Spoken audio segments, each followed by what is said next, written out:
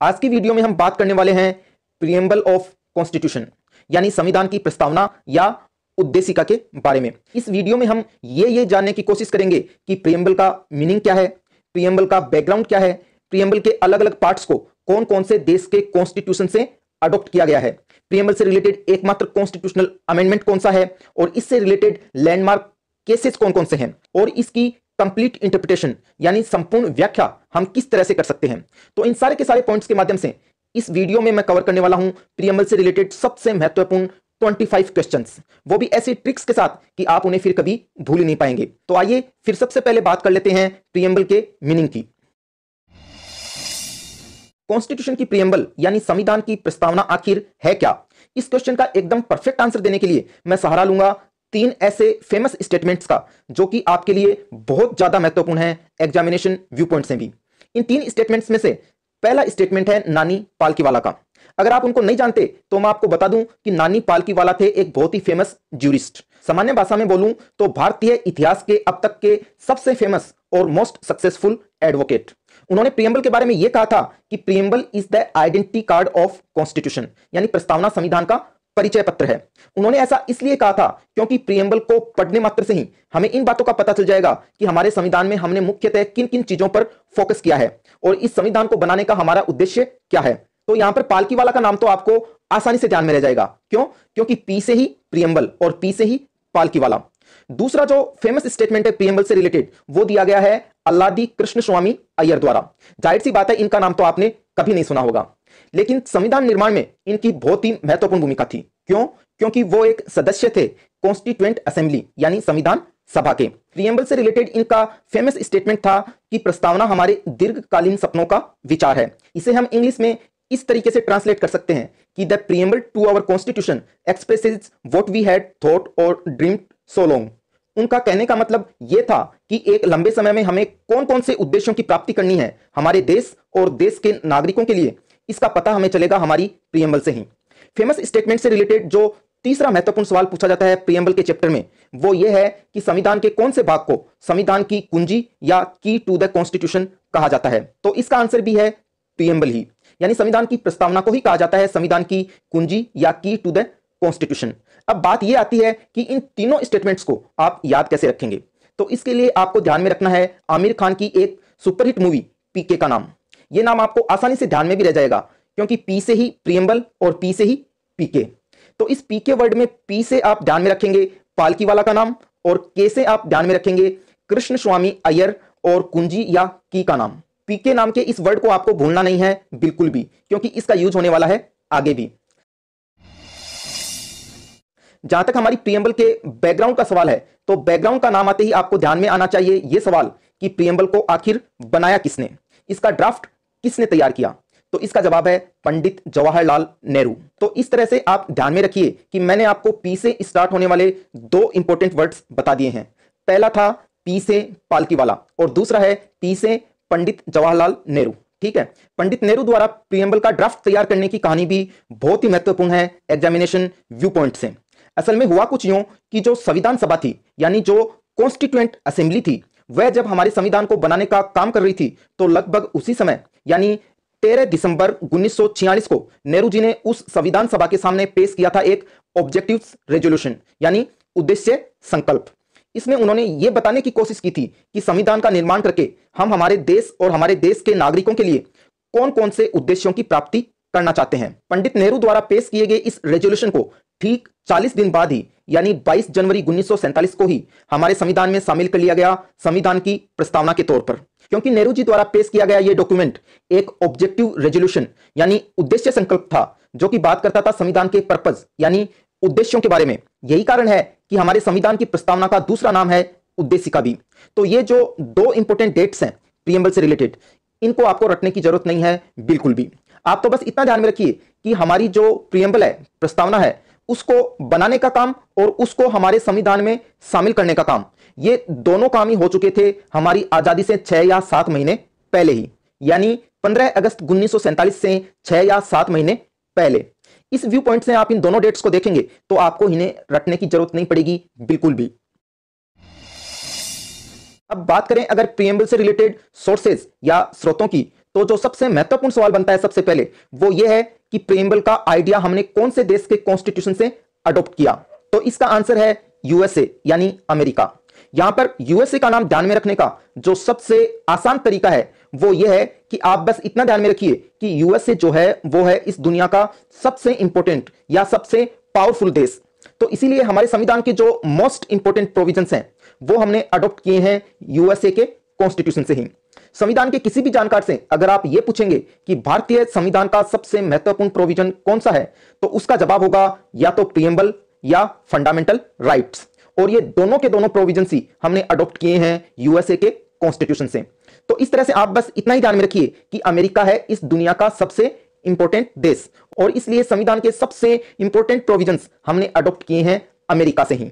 दूसरा जो important question बनता है प्रीएम्बल के सोर्सेज से रिलेटेड वो ये है कि प्रीएम्बल की भाषा या लैंग्वेज को हमने कौन से देश के कॉन्स्टिट्यूशन से अडॉप्ट किया है। तो इसका आंसर है ऑस्ट्रेलिया। यहां पर ऑस्ट्रेलिया जो है इसके नाम को ध्यान में रखना भी है बहुत ही ज्यादा आसान, क्योंकि ऑस्ट्रेलिया से जो दो इंपॉर्टेंट प्रोविजंस हमने अडॉप्ट किए हैं हमारे संविधान में वो है फर्स्टली लैंग्वेज ऑफ प्रीएम्बल यानी प्रस्तावना की भाषा और सेकेंडली कंकरेंट लिस्ट यानी समवर्ती सूची। तो इन दोनों में ही एल आ रहा है, लिस्ट में भी और लैंग्वेज में भी। इस तरीके से हमें यह ध्यान में रखना है कि एल से स्टार्ट होने वाले दो बड़े प्रोविजंस हमने अडॉप्ट किए हैं ऑस्ट्रेलिया से ही। प्रीएम्बल के सोर्सेज से रिलेटेड जो अगला क्वेश्चन बन सकता है वो ये है कि फ्रांस के कॉन्स्टिट्यूशन से हमने कौन कौन से वर्ड्स अडॉप्ट किए हैं हमारे संविधान की प्रीएम्बल में। इसका जवाब जानने के लिए आप जो ये फ्रांस वर्ड है इसको ध्यान से देखिए। फ्रांस के पहले लेटर एफ से हमें पता चलेगा फ्रेटर्निटी यानी बंधुत्व वर्ड का। फ्रांस के दूसरे लेटर आर से हमें पता चलेगा रिपब्लिक यानी गणराज्य वर्ड का।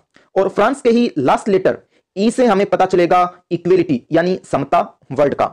और इन तीन वर्ड्स के अलावा जो चौथा वर्ड हमने फ्रांस से अडॉप्ट किया था हमारी प्रीएम्बल में वो वर्ड था लिबर्टी यानी स्वतंत्रता। और इस लिबर्टी वर्ड को हम रिलेट कर सकते हैं फ्रांस की प्रसिद्ध क्रांति से जो कि एक बहुत बड़ा सिंबल थी लिबर्टी या स्वतंत्रता का। तो इस तरह से ये थे वो चार वर्ड्स जो कि हमने अडॉप्ट किए थे हमारी प्रीएम्बल में फ्रांस के कॉन्स्टिट्यूशन से। और इन चारों ही वर्ड्स का हमें पता चल जाएगा फ्रांस वर्ड को देखते ही। प्रीएम्बल के सोर्सेज से रिलेटेड जो चौथा और अंतिम सवाल बन सकता है वो ये है कि सोशल, इकोनॉमिक और पॉलिटिकल जस्टिस की कॉन्सेप्ट को हमने कहां से अडॉप्ट किया है। इसका आंसर जानने के लिए आप अपना ध्यान केंद्रित कीजिए जो ये पहला वर्ड है सोशल उस पर। सोशलिज्म को हिंदी में कहते हैं समाजवाद और समाजवाद का पिछली पूरी सदी में जो सबसे बड़ा फॉलोअर रहा है वो रहा है यूएसएसआर यानी रसिया। तो इसका मतलब ये हुआ कि social, economic and political justice की कॉन्सेप्ट को हमने निश्चित रूप से ही अडॉप्ट किया है रसिया यानी रूस के कॉन्स्टिट्यूशन से ही। तो इसी के साथ प्रीएम्बल के सोर्सेज से रिलेटेड सारे के सारे इंपॉर्टेंट क्वेश्चंस हो चुके हैं कंप्लीट। और अब आगे हम बात करने वाले हैं प्रीएम्बल से रिलेटेड कॉन्स्टिट्यूशनल अमेंडमेंट्स की। हमारे संविधान के लागू होने से आज तक प्रीएम्बल से रिलेटेड प्रोविजंस में बदलाव किया गया है केवल एक बार, और वह भी 42nd कॉन्स्टिट्यूशनल अमेंडमेंट के द्वारा यानी 42वें संविधान संशोधन के द्वारा। इसे आप इस तरीके से ध्यान में रखेंगे कि प्रीएम्बल जो है वो है हमारे संविधान का सबसे इंपॉर्टेंट पार्ट, और उसमें अगर कोई चेंज करना है तो जाहिर सी बात है कि यह काम कोई छोटे मोटे अमेंडमेंट के माध्यम से तो नहीं हो सकता, बल्कि यह काम तो किया जा सकता है हमारे इतिहास के सबसे बड़े कॉन्स्टिट्यूशनल अमेंडमेंट के द्वारा ही। और वही अमेंडमेंट था 42nd कॉन्स्टिट्यूशनल अमेंडमेंट। आखिर कैसे? क्योंकि इस अमेंडमेंट के द्वारा इतने ज्यादा प्रोविजंस को चेंज किया गया था हमारे संविधान में कि इसे नाम दे दिया गया था मिनी कॉन्स्टिट्यूशन का यानी लघु संविधान का। इस तरीके से आप सोचेंगे तो फिर प्रीएम्बल का नाम आते ही आपके ये ध्यान में आ जाएगा कि इसमें अमेंड या चेंज किया गया था केवल 42nd अमेंडमेंट के द्वारा ही। असल में इस अमेंडमेंट के द्वारा हमारी प्रीएम्बल में जोड़े गए थे तीन महत्वपूर्ण वर्ड्स। पहला सोशलिस्ट यानी समाजवादी, दूसरा सेक्युलर यानी पंथनिरपेक्ष, और तीसरा इंटीग्रिटी यानी अखंडता। पिछले 70 सालों में हमारे सुप्रीम कोर्ट के सामने जो दो सबसे महत्वपूर्ण सवाल उभर कर आए प्रीएम्बल से रिलेटेड वो ये थे कि क्या प्रीएम्बल हमारे संविधान का पार्ट है, और क्या अगर पार्लियामेंट चाहे तो प्रीएम्बल को अमेंड या चेंज कर सकती है। इन दोनों ही सवालों को सुप्रीम कोर्ट द्वारा डील किया गया दो लैंडमार्क केसेस में। इनमें से पहला केस था बेरूबारी यूनियन केस 1960 यानी बेरूबारी संघवाद 1960। इस केस में सुप्रीम कोर्ट ने यह हेल्ड किया कि प्रीएम्बल हमारे संविधान का पार्ट नहीं है, यानी प्रस्तावना संविधान का कोई भाग नहीं है। सुप्रीम कोर्ट के इस डिसीजन का लीगल इंपैक्ट आखिर क्या होगा, यह जानने के लिए हमें पहले यह पता होना चाहिए कि आर्टिकल 368 क्या है। आर्टिकल 368 यह कहता है कि पार्लियामेंट के पास यह अधिकार है कि वह संविधान के किसी भी पार्ट को अमेंड या संशोधित कर सकती है। अब जब इस केस में सुप्रीम कोर्ट ने यह हेल्ड कर दिया कि प्रीएम्बल तो पार्ट ही नहीं है संविधान का, तो जाहिर सी बात है इसका लीगल इंपैक्ट तो यही हुआ कि पार्लियामेंट अगर चाहे तो भी प्रीएम्बल में कोई भी अमेंडमेंट या संशोधन नहीं ला सकती। मतलब इस केस में दिए गए डिसीजन के अनुसार पार्लियामेंट ना तो प्रीएम्बल में कोई वर्ड जोड़ सकती है और ना ही कोई वर्ड हटा सकती है। लेकिन यहां पर ध्यान देने लायक बात यह है कि आज के दिन यह डिसीजन मान्य नहीं है, यानी वैलिड नहीं है। आज के दिन जो डिसीजन मान्य है वो है Keshavananda Bharati versus state of Kerala 1973 में दिया हुआ डिसीजन। सुप्रीम कोर्ट ने इस केस में अपना फैसला सुनाते हुए यह कहा था कि प्रीएम्बल जो है वह संविधान का ही एक पार्ट है। क्यों? क्योंकि जिस प्रोसीजर को फॉलो करते हुए संविधान के बाकी पार्ट्स को संविधान में जोड़ा गया, बिल्कुल उसी प्रोसीजर को फॉलो करते हुए ही प्रीएम्बल को भी संविधान में जोड़ा गया और इनेक्ट किया गया। इसलिए निश्चित रूप से ही प्रीएम्बल कॉन्स्टिट्यूशन का ही एक पार्ट है। अब आर्टिकल 368 का यह प्रोविजन तो हम जानते ही हैं कि आर्टिकल 368 यह कहता है कि पार्लियामेंट अमेंड कर सकती है कॉन्स्टिट्यूशन के किसी भी पार्ट को। तो अब इस तरह से Keshavananda Bharati versus state of Kerala में दिए हुए डिसीजन का लीगल इंपैक्ट यह हुआ कि पार्लियामेंट अगर चाहे तो प्रीएम्बल में भी अमेंडमेंट ला सकती है, यानी प्रीएम्बल के किसी वर्ड को हटा सकती है या इसमें कोई भी वर्ड जोड़ सकती है। जो एकमात्र रेस्ट्रिक्शन सुप्रीम कोर्ट ने इस केस में पार्लियामेंट के लॉ मेकिंग पावर पर लगाई थी वो ये थी कि पार्लियामेंट किसी भी हालात में कॉन्स्टिट्यूशन के बेसिक स्ट्रक्चर यानी मूल ढांचे में कोई बदलाव नहीं ला सकती। सुप्रीम कोर्ट के इसी डिसीजन की वजह से जो 3 वर्ड्स जोड़े गए थे प्रीएम्बल में 42nd अमेंडमेंट के द्वारा, वो आज भी वैलिड हैं, मान्य हैं, क्योंकि वो संविधान के मूल ढांचे को प्रभावित नहीं करते बल्कि उसको और मजबूत करते हैं। इसलिए तो इसी के साथ प्रीएम्बल से रिलेटेड जो 2 महत्वपूर्ण केसेस थे वह तो हो गए हैं कंप्लीट। अब आगे हम बात करने वाले हैं प्रीएम्बल की पूरी इंटरप्रिटेशन और इंपॉर्टेंट वर्ड्स के मीनिंग्स के बारे में। सबसे पहला जो वर्ड है हमारी प्रीएम्बल का, we the people of India, यानी हम भारत के लोग, ये इंडिकेट करता है हमारे संविधान के सोर्स यानी स्रोत को। कहने का मतलब कि भारत के संविधान का निर्माण किया गया है भारत के लोगों के द्वारा ही, यानी जो संविधान सभा या कॉन्स्टिट्यूएंट असेंबली थी उसने संविधान का निर्माण किया भारत के लोगों के प्रतिनिधि के रूप में। ठीक है, अब अगले जो 5 वर्ड्स हैं, सोवरेन यानी संपूर्ण प्रभुत्व संपन्न, सोशलिस्ट यानी समाजवादी, सेक्युलर यानी पंथ निरपेक्ष, डेमोक्रेटिक यानी लोकतंत्रात्मक और रिपब्लिक यानी गणराज्य, ये सारे के सारे बात करते हैं संविधान के नेचर यानी स्वरूप के बारे में। और इसके बाद अगले जो 4 वर्ड्स हैं, जस्टिस यानी न्याय, लिबर्टी यानी स्वतंत्रता, इक्वलिटी यानी समता, फ्रेटर्निटी यानी बंधुत्व, ये बात करते हैं हमारे संविधान के ऑब्जेक्टिव्स यानी उद्देश्यों के बारे में, मतलब कि पर्पस के बारे में, कि हमें हमारे संविधान के माध्यम से इन उद्देश्यों की प्राप्ति करनी है देश के नागरिकों के लिए। इसके बाद बिल्कुल एंड में जो डेट दी हुई है हमारी प्रीएम्बल में 26 नवंबर 1949 की, वो डेट है असल में संविधान के बनकर तैयार होने की डेट, यानी 26 नवंबर 1949 को ही पूरी तरह से फाइनलाइज कर दिया गया था हमारा संविधान। हालांकि इसे पूर्ण रूप से लागू किया गया था 2 महीने बाद में, यानी 26 जनवरी 1950 को। तो अब आपको बहुत आसानी से पता चल गया होगा कि केवल प्रीएम्बल को पढ़ने मात्र से ही हमें पता चल जाता है संविधान के सोर्स यानी स्रोत का, संविधान के नेचर यानी स्वरूप का, और संविधान के ऑब्जेक्टिव यानी उद्देश्यों का। तो अब आपको अच्छे से समझ में आ गया होगा कि संविधान की जो प्रीएम्बल है उसमें क्या क्या दिया हुआ है संविधान के बारे में। अब बात करें अगर प्रीएम्बल के इंपॉर्टेंट वर्ड्स के मीनिंग की, तो इनमें सबसे पहले बारी आती है सोवरेन यानी संपूर्ण प्रभुत्व संपन्न की। सोवरेन का मतलब यह हुआ कि भारत एक स्वतंत्र राष्ट्र है पूरी तरह से, और हमारी जो एक्सटर्नल मैटर्स या विदेशी मामले हैं वो हम खुद ही हैंडल करते हैं अपनी मर्जी से। कोई भी दूसरा देश हमारे एक्सटर्नल या इंटरनल मैटर्स में इंटरफेयर नहीं कर सकता। दूसरा इंपॉर्टेंट वर्ड है सोशलिस्ट यानी समाजवादी। इसका मतलब होता है सोसाइटी या समाज के लिए। जनरली इसका मतलब यही निकाला जाता है कि ज्यादा से ज्यादा चीजें गवर्नमेंट या स्टेट के अधीन होनी चाहिए, लेकिन इंडियन कॉन्टेक्स्ट में इसका मतलब यह समझा जाता है कि जो गवर्नमेंट या राज्य है वो लगातार प्रयास करेगा देश के नागरिकों की इनइक्वालिटीज यानी असमानताओं को खत्म करने के लिए, फिर चाहे वह आर्थिक असमानता हो या अवसर की असमानता हो या किसी और प्रकार की असमानता हो।